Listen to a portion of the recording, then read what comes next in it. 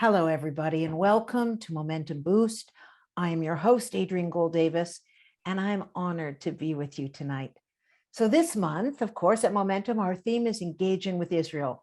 But I do recognize that this theme can be fraught with questions and maybe even some uncertainty, because what does engaging with Israel actually mean? There are so many layered perspectives and complexities associated with Israel. So tonight, I want to use our time together to learn how to think about Israel, not what to think about Israel. And for that, we are extremely fortunate to have Dr. Zohar Raviv with us this evening.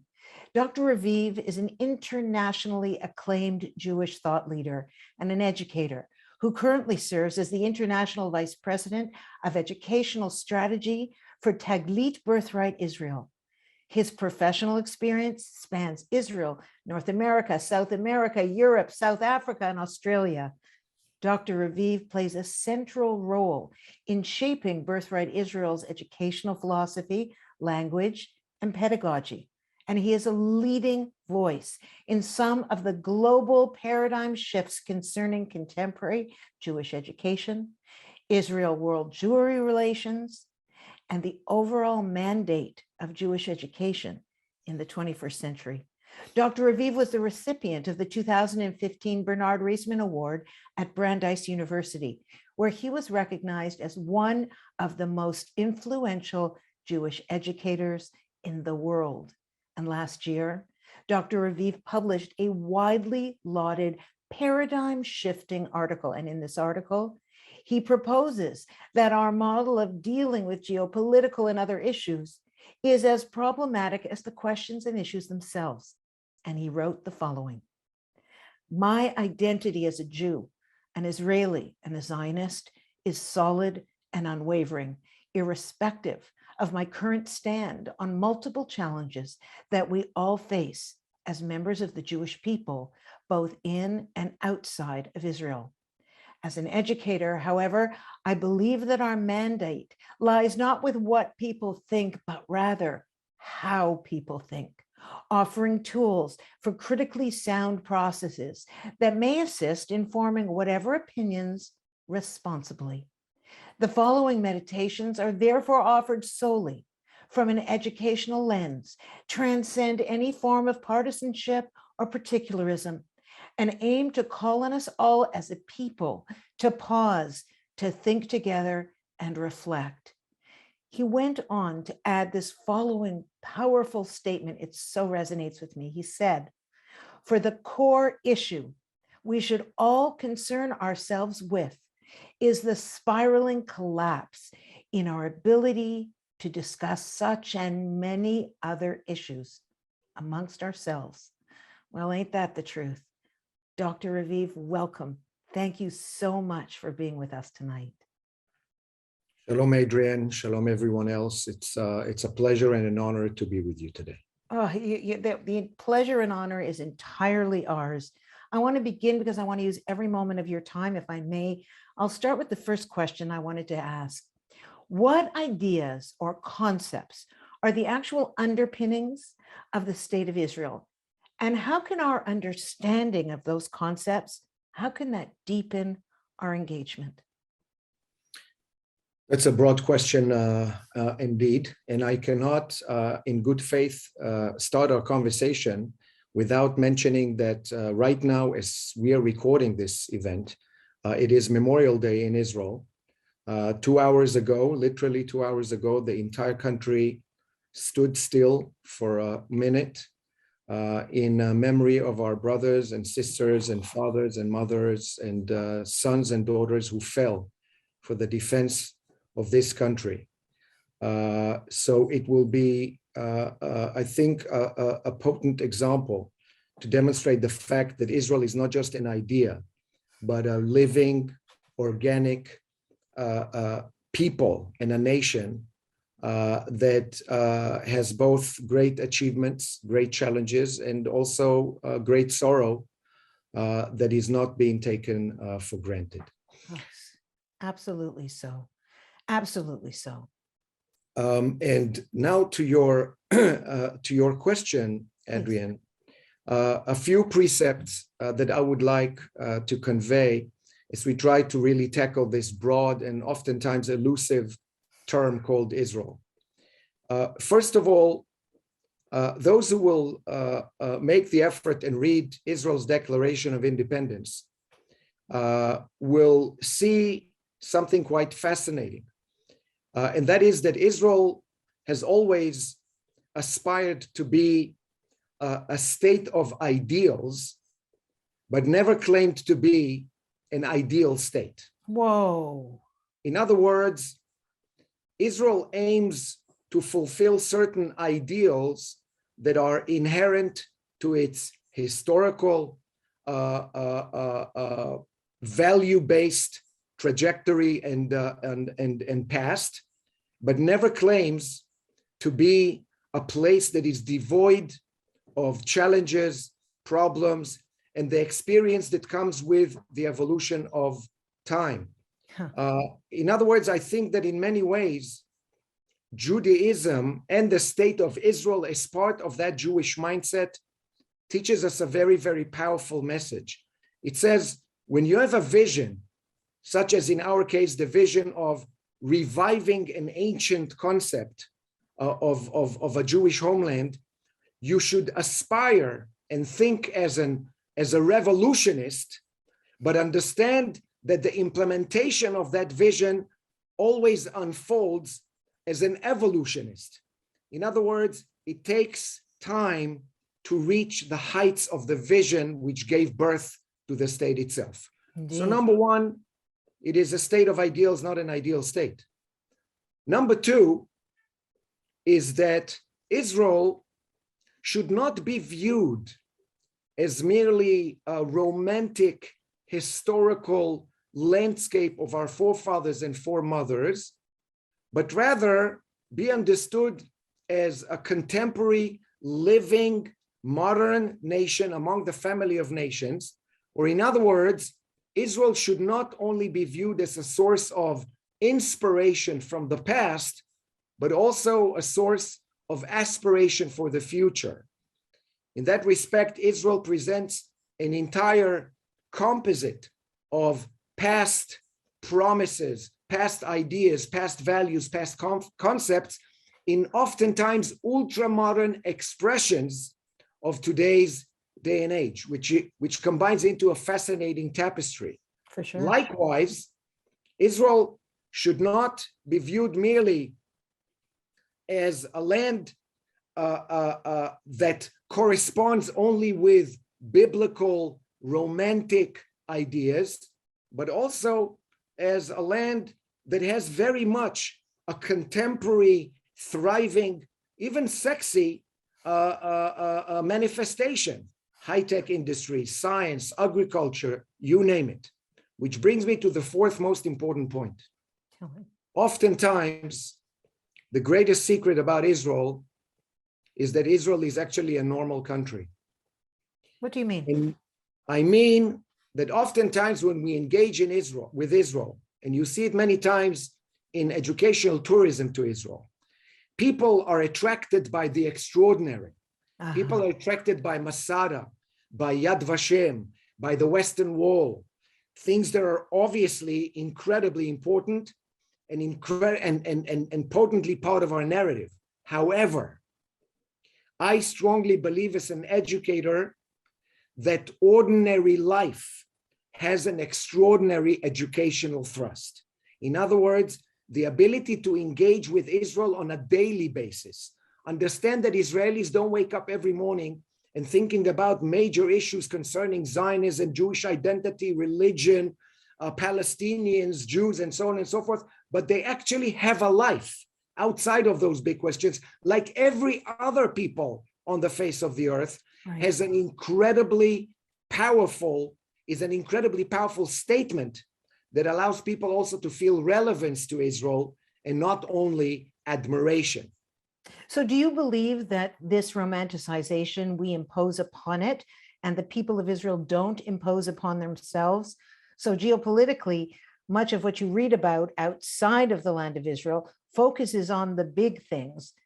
And you're saying to me that that's just another way that it's held to a much higher standard than any other nation. Absolutely. And the fact that it is held to a standard that is high is a constant source of pride for me, and should be, I think, a constant source of pride for all of the Jewish people. At the same time, that pedestal needs to be brushed against the realistic demands of real life. And in that respect, I think that understanding that Israel is a normal country, understand that Israel has a daily routine, that Israel is not only the big questions, but also the nightlife, also soccer, arts, culture, cuisine, wine, and any other thing that is of interest to human beings, allows a venue that is rendered relevant and attractive to those who come from the outside and are still kind of impacted by the romantic allure of Israel. Right. So I remember a few years ago, the Israel government, their industry of tourism, was putting out all kinds of videos about, the sexy girls on the beach and the beautiful surfing. And there were some people who said, well, this is the Holy Land. This is not who we want to be. But you're saying strategically, in terms of seeing us as human beings and not some romantic ideal, that this is important. This is not only important, it is crucial. We have to remember, I'll give you an example, Adrian. When I was a student at Brandeis University years ago, my first program that I launched after I earned my master's was titled, "Have you ever met Maimonides in his pajamas?" The reason for which was, understand that Maimonides was first and foremost a human being. And only on top of that, he was a genius and a scholar and a medic and all of the rightly deserved superlatives. In other words, if you put someone on a pedestal, he or she may be admired, but there is, at the end of the day, there is an alienating element to pedestals. And if we want to bring Israel to life, we need to allow Israel meet its audience eye to eye. And you meet eye to eye only when the former gets out of the pedestal and the latter is willing to look at it on an eye level. So in many ways, the Jewish nation and the diaspora are, as if you want to use this word, guilty as the media in creating some romanticized, above the fray pedestal version of this land. So it's a holy land, and it's also not always holy, as nothing or no one ever is. So how do you dispossess people of this deep dichotomy in thinking? How do you do that when we're living in a time where people are so left or right, so black or white, they're not even able to deal with nuance, in their own breakfast cereal? Like, how do we do this? That's you hit the nail on the head. And indeed, what you see is a bipolar kind of discussion that doesn't bypass, I think, any topic today. Today, we live in an either or kind of socio-political and cultural discourse, and I'll talk about it in a minute. And also in Israel, many a time, you have those who either look at Israel as a holy land or look at Israel as a Disneyland. And the real Israel lies in between. Just like any other country that has its remarkable achievements, has remarkable challenges, but at the end of the day, it is the daily life of people. And let me put it in a very potent way. Ben-Gurion declared the establishment of Israel. We are the ones who are building it. In other words, Ben-Gurion did not build Israel. He declared its building. And from that moment on, the Jewish people in Israel and around the world are assisting in its perpetual building. The act of building is a perpetual daily excursion. What I just experienced here in Israel 2 hours ago, where the entire country stood still for an entire minute in memory of those who made it possible for you and me to talk right now, is part of our daily life. In other words, it's not some sort of an extraordinary element that needs to be viewed with awe, but rather respected because it is ingrained into our daily lives. And now about what you said about the culture of the conversation. We live, Adrian, in a world that is a world of well-informed ignorance. People have access to great information, but they don't necessarily render that information or turn it into knowledge. True enough. And the difference between information and knowledge is that information is raw data. Knowledge is the ability to take data and to contextualize it with appropriate context and with attention to nuance and complexity. And when you live in a world of surfers who no longer dive, as it were, it is very hard to engage in a conversation that is patient to nuance and understands that one of the sure signs of any soul on its way to maturity and wisdom is this soul's ability to befriend ambiguity rather than find it as a threat. In other words, when we dialogue about Israel, no matter where we come from, we need to understand that the aim of the dialogue is not to resolve the issue, but rather first and foremost to clarify what it is that we want to talk about. But here's the issue. This is what you're describing to me is clearly just intellectual laziness. There is such, but in our higher institutions of education, especially in the diaspora, nuance is not what is asked of those kids. In fact, it's not what's shoved down their throat. On the contrary, what do we do about that? Well, that was part of the article that I wrote about, is that we live in an era today where the landscape of discourse is governed by a minority of the most radical and the loudest of people who preach in favor of freedom of speech and opinion, as long as your opinion matches their own. Indeed. And it reminds me of the great point that Rabbi Akiva alav hashalom made 2,000 years ago, when he was asked what is the most prominent precept of Torah, and he said, the most prominent precept of Torah is ve'ahavta lerecha kamocha, love thy neighbor as yourself, and all the rest is commentary.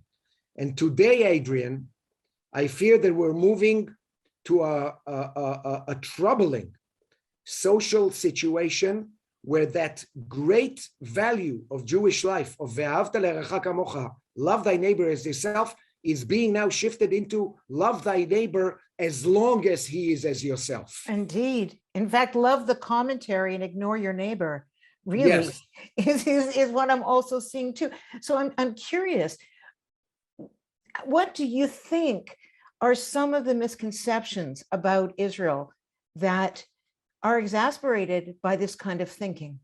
Okay, so for example, I call it the bipolar syndrome. In other words, bipolar syndrome of the discourse, which means that we live in an era, I call it junk food for thought, served on a cheap plate colored only black and white. In other words, you're either here or you're there.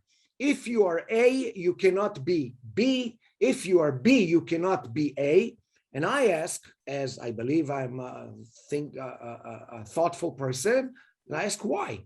For example, why can I not be a proud Jew, a proud pro-Israeli, a proud Zionist, and still be pro certain Palestinian issues? Where does the contradiction come from?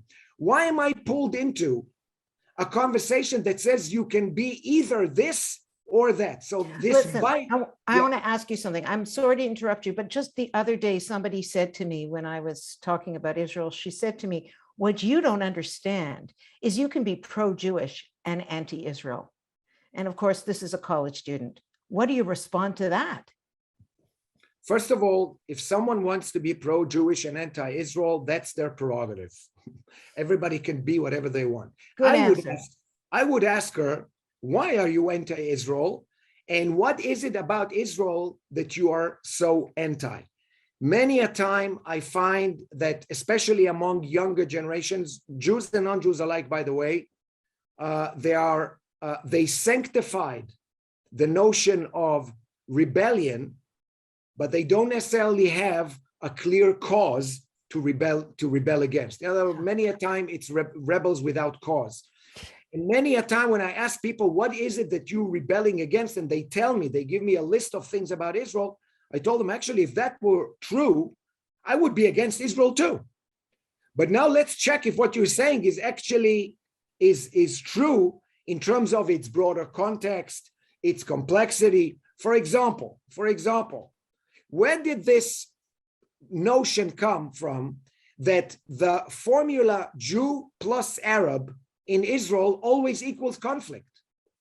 How much do people actually know about the hundreds upon hundreds of Jewish Arab initiatives in Israel where Jews and Arab join hands for the better life of society with a shared vision of economic, financial, agricultural, medical advancement?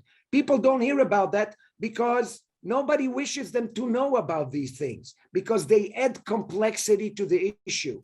And today we live in an era where simplicity became the zeitgeist and complexity became the threat. I once had an occasion where somebody actually put a camera to my face and said, tell me, what is your opinion of the Arab-Israeli conflict in 1 minute? What did you say? I said, let's keep silent for 1 minute and you'll get my answer. In other words, the very notion that histories, world histories, national histories can be resolved in 280 words or less on Twitter is erroneous. But I think that most people actually understand that, and that we need to give people the tools, like I wrote, on how to think about Israel and about many other things, about Jewish identity and many other issues, how to think responsibly and how to express themselves responsibly. And here, Adrian, I want to make a very, very important point. Okay. One of the things that we're losing in today's socio-political and cultural discourse throughout the Western world is the ability to distinguish between freedom of speech and freedom of expression. Okay. And I want to make very clear what I mean by that. Please. Every human being should have total freedom of speech. That's there. I'm using now the American language, unalienable right. Right. However, freedom of speech does not give anybody, does not entitle anyone the freedom to express themselves in any way they feel is right. In other words, are you talking about like running into a crowded movie theater and screaming fire? Is that what you're talking about? I'm saying, for example, I may have very strong disagreements with you. That doesn't entitle me to now express my disagreement with you in a way that is coercive, demeaning, threatening, violent, or in any other shape or form that actually attacks you as a person. 100%. But you know, these people will say hashtag whatever works. What do you say to people who say that? Okay, so now the question becomes, who do I talk to and how do I actually aim to affect change? Right, And that is the question. And I believe in addressing those who actually want to talk to me rather than wasting my energy on those who don't. I believe in attraction through excellence. I believe in all my heart that most people wish to learn in greater depth, wish to understand, and that in many ways the socio-cultural zeitgeist around us today has been kidnapped by the loudest and most radicals. I really think that 90% of the population doesn't want to be in that place. And it is those 90% of the population with whom I would like to get into a dialogue, because with the other one, how? Like we're doing right now. God willing. You know, somebody said to me the other day that the expression "let's agree to disagree" is passive aggressive. It means Yes, I don't want to do the work. And I'll actually bring Professor Gil Troy, one of my greatest friends and colleagues here, where Gil says, let's agree to disagree to the side for a second, and let's find the things about which we can say, let's agree to agree. Oh, yes. And then we'll start our conversation. However, you asked me, Adrian, how can I have such a deeper, meaningful discussion when I engage Israel, which is the topic of tonight's discussion? Right. And here, I want to remind everybody, like I told you many a times before, Israel, at the end of the day, Israel is Israelis. In other words, you cannot engage Israel as merely a landscape, but you have also to engage, and you have an opportunity to engage Israel as a humanscape. And when you engage the humanscape of Israel, then you really start to understand and to witness how all your preconceived assumptions are melting away, because Israel, like any other country, is made of a fascinating tapestry of people who present, in my opinion, a great value in the Jewish world. And that is unity between us is held as a value. Uniformity between us has never been a value. And that is a message I want to send to all of our listeners tonight. We are not supposed to agree with one another. Actually, I'll challenge you. Look at the entire Jewish bookshelf of 4,000 years old. Find me one book that was written by two Jews who actually agreed with one another and wanted to write a book about it. It doesn't exist. The greatest creations in the Jewish bookshelf came precisely from disagreements that allowed each side to sharpen their intellectual abilities and to articulate their opinions, and sometimes even change their minds because of other people. The entire Talmud, the Gemara, that's what it is. And you know what's fascinating? You probably know the tractate of Eruvin that speaks about the disputes between Bet Hillel and Bet Shammai. Of course. And Bet Hillel, eventually it says that divinity opted to choose Bet Hillel, according to which halacha will be stated. And then they ask, why Bet Hillel? If both were the words of God, why was Bet Hillel? And the answer is mind-boggling. Not because they understood the mind of God better, not because they were greater sages of Torah and greater rabbinic authorities, none of that. None of that. Not even because they knew some kind of an absolute truth. Just because they were pleasant and humble, and they always quoted the words of Bet Shammai prior to quoting their own words, and oftentimes even chose to do what Bet Shammai said because they were convinced by their words. In other words, a dialogue is a self-standing value. And today the Jewish people need to enter into a dialogue. I am not afraid by those who disagree with me. And I want people to understand this. In the Jewish world, Judaism has never been scared of difference in opinions. What Judaism is petrified by is indifference. Oh.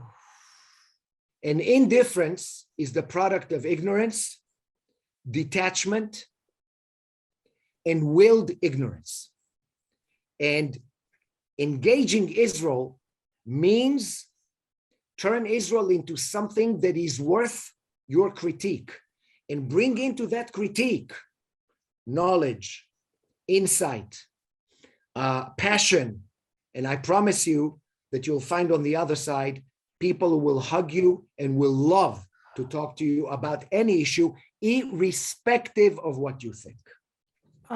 Dr. Raviv, I feel breathless from this conversation, breathless, because you articulate beyond anyone I've ever met such intellectual nuance and compassion and clarity. And I want to thank you so very much for your incredible wisdom and your insight, and for helping us navigate this complex and very important conversation. We should have many more of them, and I appreciate your time with us tonight. Adrian, thank you very much. And I would like to end by saying that Momentum does an incredible work on behalf of the Jewish people, and continue doing your work with us and with everybody else. And God willing, we'll continue doing good things on behalf of our wonderful, wonderful, wonderful nation. Amen. Amen. Thank you. So for myself, a very humbled and awestruck and a little fan-struck Adrian Gold Davis, and all of us here at Momentum, please remember, as we learn and grow together, as we strive for unity and not uniformity together, as we focus on what unites us and not what divides us together, please remember that the highest form of wisdom will always be kindness. Good night, everyone.